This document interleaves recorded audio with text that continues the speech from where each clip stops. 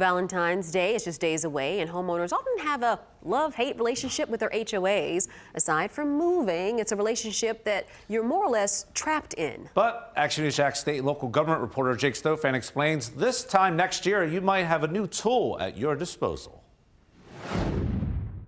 Love them or hate them, homeowners associations are about as Floridian as oranges and alligators. More than 43% of the state's residents live under the rules and regulations of an HOA. There are no doubt some upsides to HOAs, a consistent look throughout the neighborhood, accountability for neighbors to keep their homes and yards clean and tidy, and the pooling of resources through HOA dues to pay for neighborhood improvements and recreation facilities. But meet Allison Golan. Her HOA story isn't so rosy. She's lived in her St. Johns County neighborhood for 25 years, and generally her relationship with her HOA has been smooth sailing. But recently, I feel like the HOA has gotten more aggressive. The problems began last fall when she got this notice giving her a month to trim her palm tree or else face a $1,000 fine, a violation of HOA rules written with vague language. It says you must regularly perform maintenance to promote neat and healthy appearance of landscaping.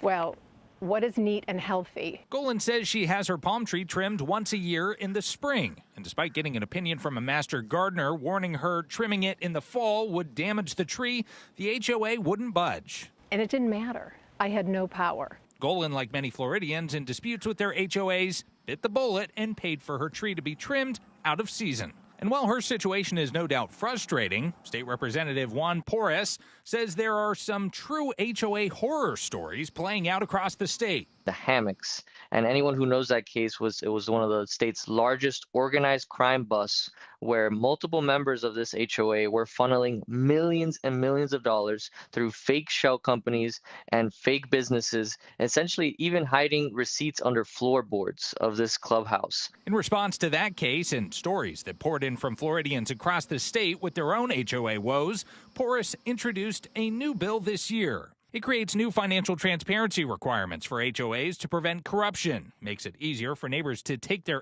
HOA disputes to court, and even creates a pathway for communities to dissolve their HOAs entirely. A dissolution vote could be triggered if more than half of neighbors within an HOA sign on to a petition, and to make it official, more than 60% of the community would have to vote in favor of dissolving the HOA. I think just having the threat of having the tools for dissolution will make sure that some of these HOAs, think twice before enacting some of these either corrupt dealings or super authoritarian, rules. And despite her headaches, Golan says she would prefer to keep her HOA at the end of the day, but she believes the reforms proposed in the bill would make a huge difference. Me presenting my case in a court, they would probably lose this case.